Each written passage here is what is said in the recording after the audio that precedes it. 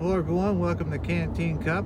My name is Scott, and it is another hot day. My thermometer inside my truck here says the outside temperature is 92 degrees. Man, that's just too hot for me. And you can see it's too hot for a lot of people. As I drive around, there's not a whole lot of people outside, so I'm not the only one. Anyhow, it seems like it's been a while since I shot a video, and I thought I'd kind of catch up. Like I said, I don't have a lot going on in the homestead right now, mainly because it's hot, and the bugs and the chiggers and everything else is alive and well, and so we're kind of staying home. There's not a lot we have to do, and so we keep that. We wait till the fall. Fall is when we start planting again, and we start, going back out to work. I've got a lot of work to do outside, but it's just too hot to do that kind of labor. One of the things that I talk about, that some people won't talk about, is age. We get older, and stuff happens to our bodies. It's not,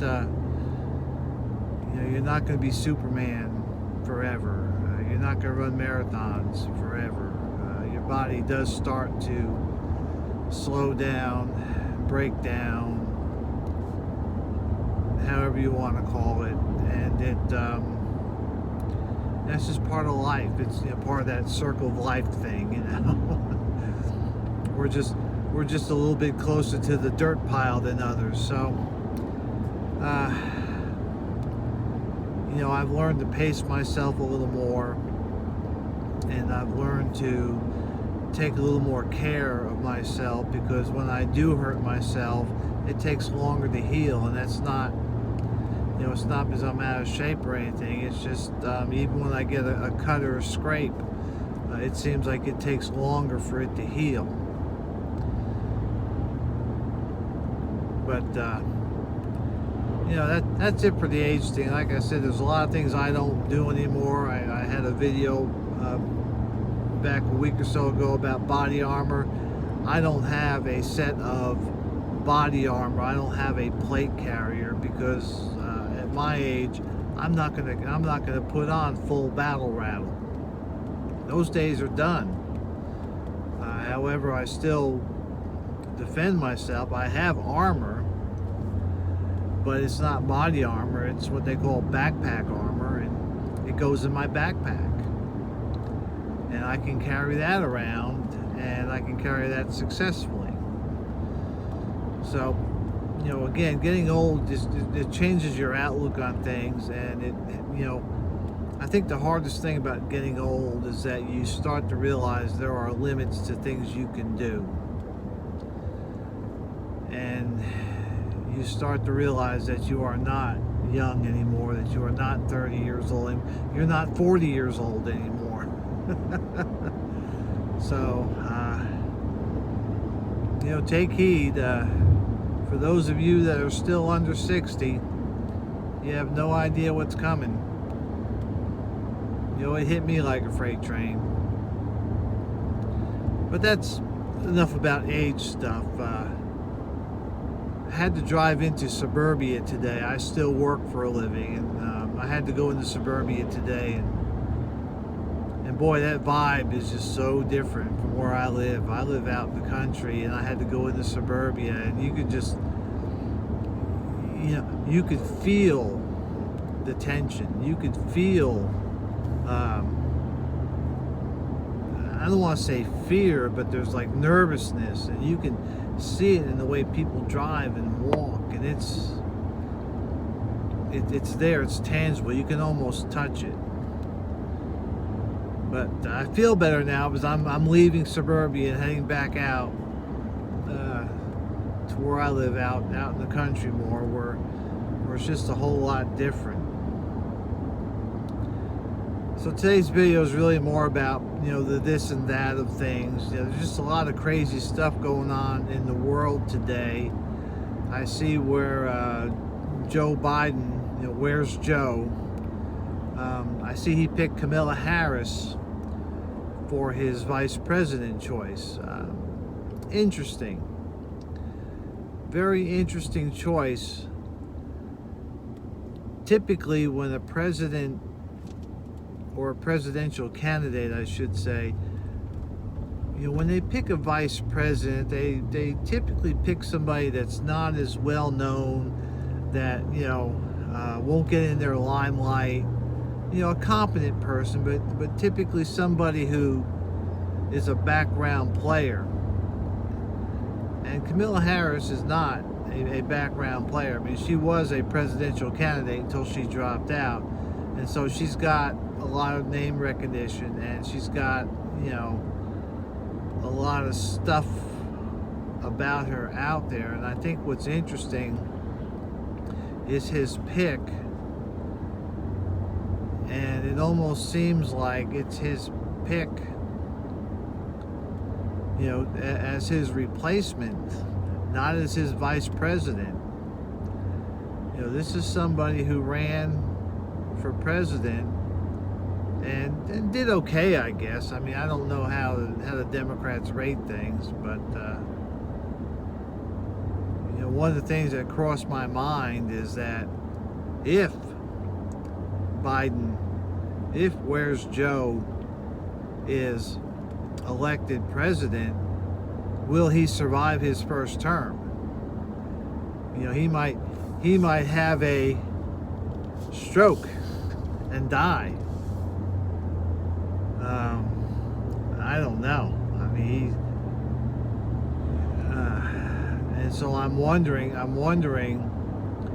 if she's riding his coattails, knowing that somewhere in the next 4 years, if Biden is elected president, she's going to take over. A lot of presidential candidates, they tend to skip the vice president pick so they can try again for president the next cycle. It's always a little bit easier, running from a position where people don't know you. I think that's what Biden's doing, because he's, you hear nothing about him from him, and they don't want him to debate, and so it's gonna be a very interesting election year. It's the craziest election cycle I have ever witnessed in my life, and just a lot of crazy stuff going on out there. All this rioting and all this, tearing up places. I mean, I read it in the news every day. Businesses are closing, they're not reopening, because they feel like they can't, their business can't receive the protection from the police, so they're closing. And what does that do? That means that these inner city people don't have a place to shop, because they went and they burned out the places where they go shop. That doesn't make sense to me. This thing in Seattle with the police chief resigning. Here's a black woman who rose to police chief, and because of Black Lives Matter, she's leaving. They're slashing the police department. I think they're talking about laying off, or through attrition, 100 police officers. More than likely, this will be the junior rank police officers, many of whom are black or other minorities.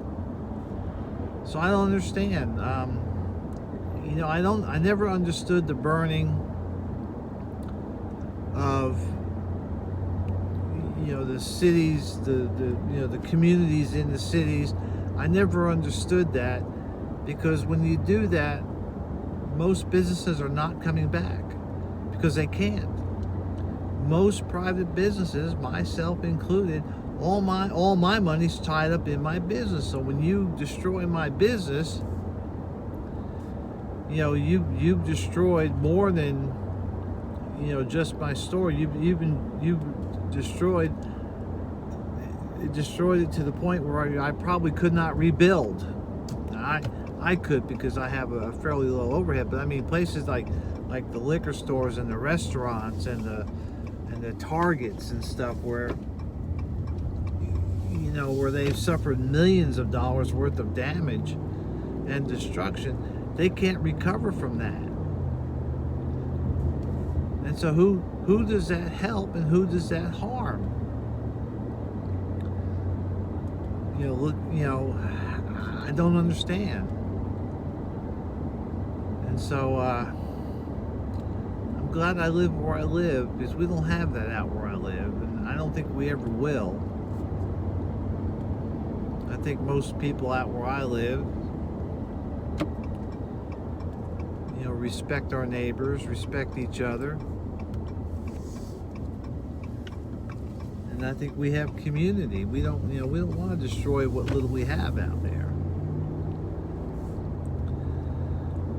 But the other goings on, I'm thinking about writing a book. I've toyed with the idea on and off for a while, and where I am now is I think I'm going to write a science fiction book, because I kind of like science fiction, and we'll see how it goes. It's something to do. I have a very active mind. I'm always thinking, always analyzing, and sometimes I just need a little escape. I think I mentioned in another video where I started painting little miniatures again. These are D&D miniatures, or Warhammer miniatures. My kids play D&D. I don't play anymore, but I still like to paint. It gives me an escape. I'm not overly artistic, so these are not quite, paint by number, but there are some boundaries in there I can follow. I just like I said, I just need an escape, and writing is a part of that escape. It kind of gets me out of the the preparedness community for little short jaunts, because you could sit there and get all revved up in the prepness and the oh, you're gonna die, and that wears on you after a while. I've been doing this for 40 plus years, and so you could feel it, and it could affect your health if you let it, and it affects your judgment. When you get yourself to a certain level of stress, you go into that reptile brain starts taking over, and that's when you get into that fight or flight, and that affects your judgment. It really does. If you've ever gotten yourself in a predicament where you were amped up enough, or the adrenaline's flowing, and you get into fight or flight, a couple things happen. Your mind, kind of loses some of that other focus, and then you lose fine motor skills in your muscles. But it affects your health if you stay amped up for so long. That puts a lot of stress on your nervous system and on your heart. So every now and again, you just have to take a step back and do something else for a little while. And that's one of the things I like to do. I can do it at home. I can do it anytime I want. I can go out and work in the fields all day, come home, get cleaned up, sit in the air conditioning. I can paint for a couple hours, so I'm not not constantly churning. So that's really all I have. This is just really kind of a chit chat and kind of a little update. Like I said, it's hot out. It looks kind of thunder boomy outside. We may get some rain and thunderstorms this afternoon. It's that time of year. But we're basically not doing a whole lot outside. It's just too hot. And I'm just taking it easy. Like I said, once it cools off again, I'll be outside. I got lots of work to do. I got lots of lists, checking them twice. So hopefully you all are staying safe. Hopefully you all are staying secure. And for all my new members and my new Patreons, welcome to my channel, and I appreciate your support. Just right now, I try to put some content out, but right now it's just not a lot going on. So everybody take care. Stay safe. We'll see you out there.